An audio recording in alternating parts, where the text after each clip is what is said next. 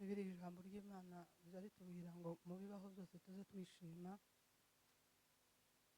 Ubundi umubiri urananiwe ucitse intege, ariko kuko ariko ijambo ry'Imana ridusaba tugomba gushima. Imana ishimwe.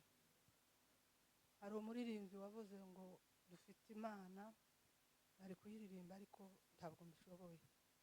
Aravuga ngo dufite Imana ihora iturengera, ngo mu gihe cyangwa irende ngo izitubera igisubizo, ngo iyo tunaniwe ngo izisa nkaho yaturetse, ngo ariko twiringiye kuko izadutabara.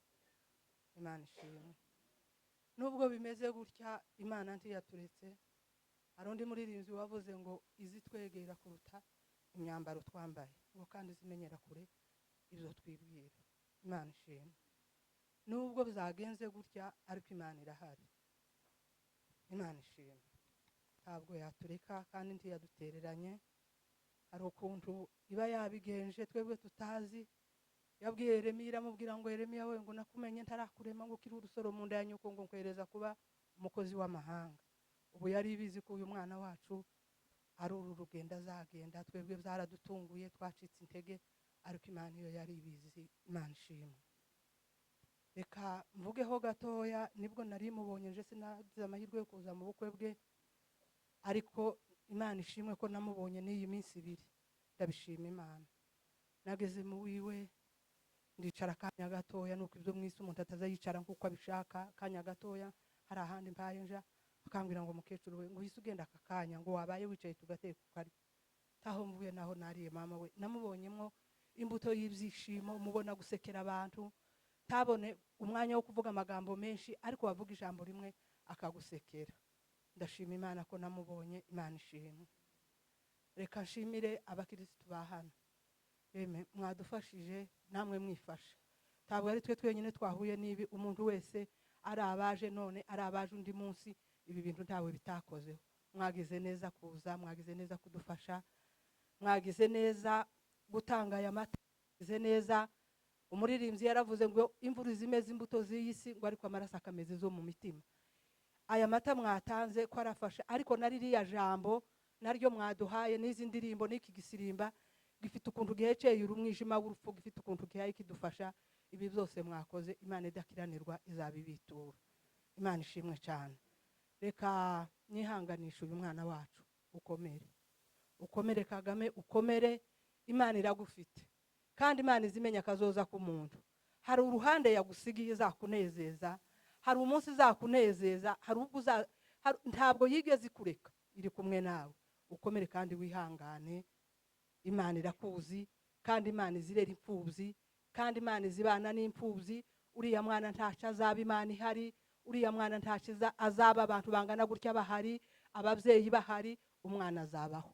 Kandi nawe Imana iragufite mu kiganza cyayo. Ntugire ngo uzagume umere gutyo. Hari ukuntu Imana izibigenza, hari n'uko izibikora. Umuririmbyi aravuga ngo ariko ngo ico nzi nuko ngo Imana izingirira neza. Imana izakugirira neza. Reka nshimira abega bari hano. Ndabashimira, ndabashimira, ndabashimira cyane cyane cyane, ariko ndabashimira. Imiryango mwese muteraniye ahangaha, ababega bari hano, n'abantu badasanzwe. Sinzi uko nabavuga, sinzi ukuntu bambereye, sinzi ukuntu mpaye mbabona. Imana yo mu ijuru ibizi ibyo mwakoze n'ibyo mugihaye mukora. Imana izabagirire neza. Imana ibafashe mwese, abateranye n'abateranye ubushize n'abakikomeza kuza. Imana ibafashe kuza kudukomeza. Murakoze. Sawa, mushobora kwicara. Kuvuga kuri uyu munsi wa Bora, yewe nta nubwo numvaga mbishaka, ariko byabaye ngombwa ko kongera icyo mvuga. Rero mbere ya byose, ko mubona abana bahagaze hano, iyi ni famiye ya Bora ahavuka, y'Abanyabyinshi. Hano harimo ababyeyi biwe, hakabamo basaza be, hakabamo barumuna be, hakabamo n'abakuru be, hakabamo na ba nyirasenge, hakabamo n'ababyara be. Ni benshi. Rero ijambo tugiye kuvuga nubwo ari ngiye uvuze, ariko naba bose bagiye kurivuga. Rero mu by'ukuri uyu niwe data wacu, usa nkaho uhagaze umutwe w'iki gikorwa. Uyu ni we musaza we nyakwigendera akurikiraga ubwa kabiri. Nibo bavuye i Kigali, hari abandi dutegereje, ariko abangaba nibo baduhagarariye muri uyu mwanya. Hanyuma mu by'ukuri nk'uko mwabyumvise, urupfu rwa Bora rwatwikubiseho, ntabwo yari arwaye. Ni njyewe musaza we wari uri hano, ni nanjye abantu bari bazi babika baravuga ati ni mushiki wa Ndabaruta wapfuye. Ntabwo twari tuzi ko umwana arwaye, ariko yarwaye mu gihe gitoya ahita arangiza. Turababara, tubura uko tubigenza, ariko dufite ibyiringiro kubera ko twari tuzi Bora ko nta kibazo yari afitanye n'umuntu uwo ari we wese. Niyo mpamvu dukomeye kandi dufite ibyiringiro, tunafite n'imbaraga zo kugira icyo tuvuga uyu munsi. Bwana Yesu asifiwe. Mu by'ukuri habaye ku wa mbere barampamagara. Nyirarume niwe wampamagaye arambwira ati Bora yarangije, ngo ku wa kabiri mu gitondo ngo nimfate moto ngo mbasange mama Rusi. Mfashe moto kuko sinabyumvaga, ndagenda ngeze mama Rusi nsanga umwana yarangije. Ntabwo twabashe kuvugana, batubwiye amakuru ku bintu byagenze. Baratubwira ati umuntu yarwaye ku wa mbere, avuga ko afite ubwoba, birakomeza kugeza nijoro, bisa n'ibigaragaye cyane, noneho habe mu gitondo umuntu ararangiza. Nuko byagenze. Mu by'ukuri abantu bagize confusion cyane, barampamagara, abandi banyohereza message. Ubu nyine hari abantu bigize abanaliste bakanaliza ibintu byinshi, bakavuga ibintu byinshi, ariko umuntu watubwiye amakuru ni Bofre hano, kandi amakuru yatubwiye niko kuri.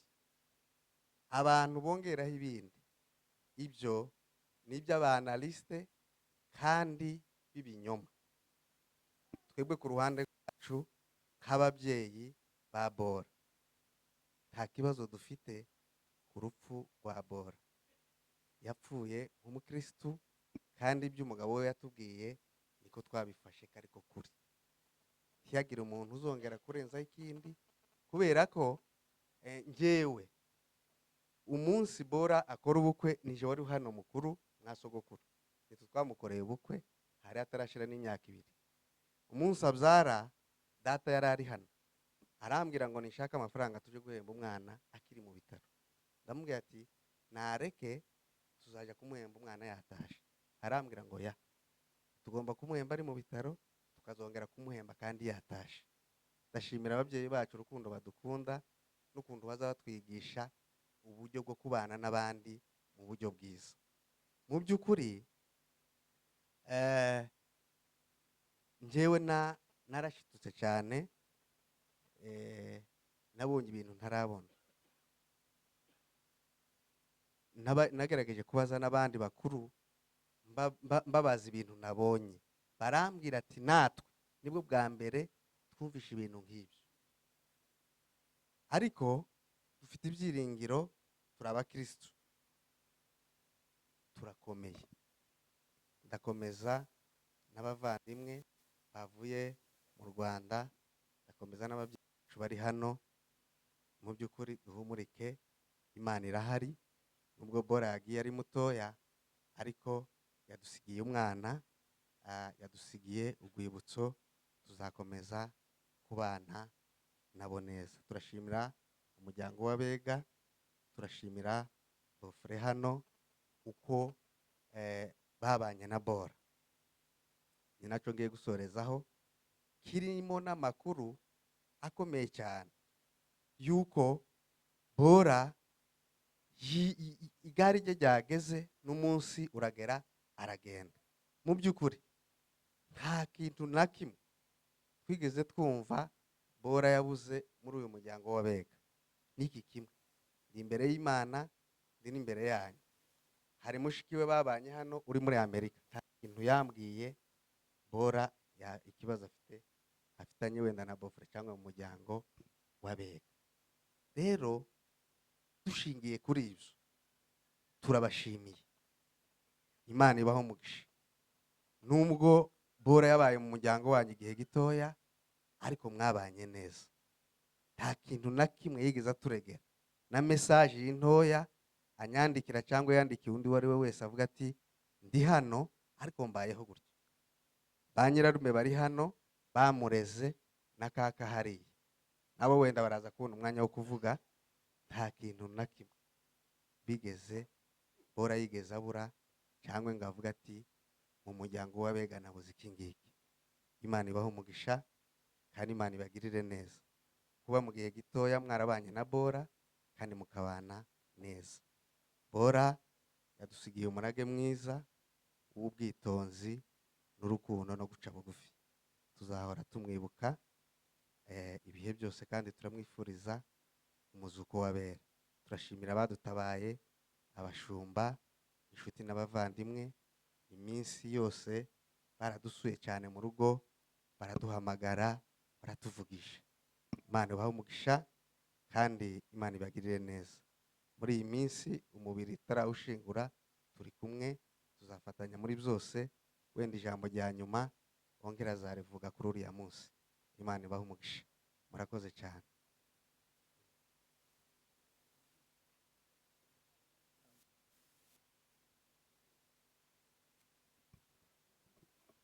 abadatabukwe murakoze cyane, mu by'ukuri turabashimiye kandi twese dukomeze kwihangana. rero mu gusoza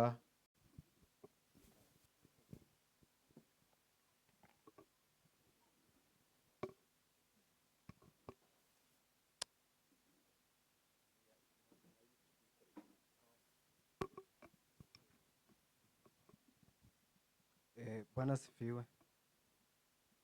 Ndabanza some hano mu gitabo, ni umurongo umwe gusa ndi busome hano mu gitabo.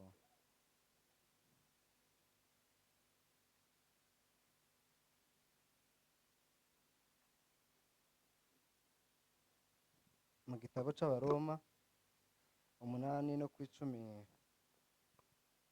17.